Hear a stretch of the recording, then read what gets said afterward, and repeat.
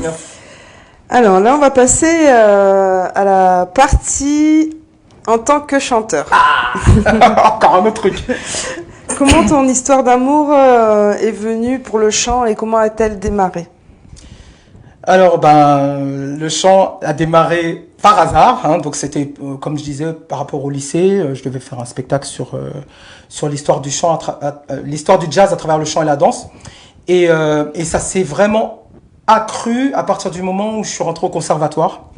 Où je devais chanter du lyrique, j'étais le plus jeune du conservatoire en baggy, casquette, tout le monde me disait, et puis je faisais oh, tout le monde me regardait comme ça, mais parce que tout le monde pensait que je faisais du hip-hop.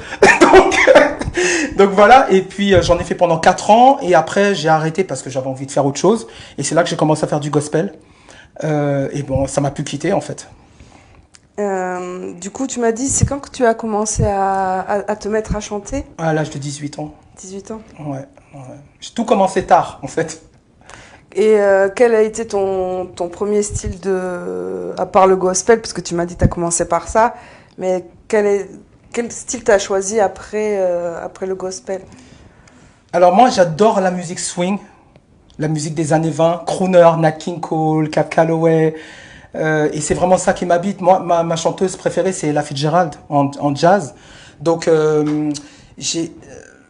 en fait, très très vite, quand j'étais dans cette compagnie où j'ai quelqu'un qui m'a appris, Jelly, qui m'a appris toutes les ficelles du swing. Du coup, je suis tombé amoureux de cette époque, en fait. Je me suis dit, waouh! Et en plus, tout le monde dit, oui, la danse, c'est à partir des années 80. Pardon, non, la danse, c'est à partir des années 20, quoi. Même le break, il faisait déjà ça dans les années 20. Le hip-hop, le moonwalk. Ok, Michael s'est énormément inspiré, mais le moonwalk existait déjà dans les années 20. Après, Michael était quelqu'un de très cinéphile, donc il s'est énormément... Et puis il a apporté son style, donc je critiquerai pas Michael parce que c'est... Voilà, Michael, quoi. mais oui, après le gospel, ça a été le swing. Après, moi, j'adore tout ce qui est soul, tout ce qui est jazz, pop. Après, oui, variété internationale. Après, moi, j'adore Bruno Mars, j'adore tout ce que... James Brown, Prince. Voilà, moi, j'ai grandi avec Prince, Janet, Michael, Madonna aussi à l'époque. Oui. Voilà. Et que recherches-tu aujourd'hui en musique? Bonne question. Qu'est-ce que je recherche? Toujours à me dépasser. Toujours avoir cette étincelle, cette lumière, en fait, que m'apporte la musique. Pas que la musique, hein, mais bon, après j'en vis.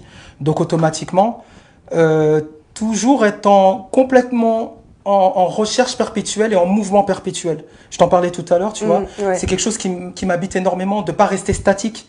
C'est pour ça que je déteste la routine. Bon, après, les artistes, on est énormément comme ça. Mais toujours être en mouvement. Est-ce que tu n'as jamais voulu peut-être...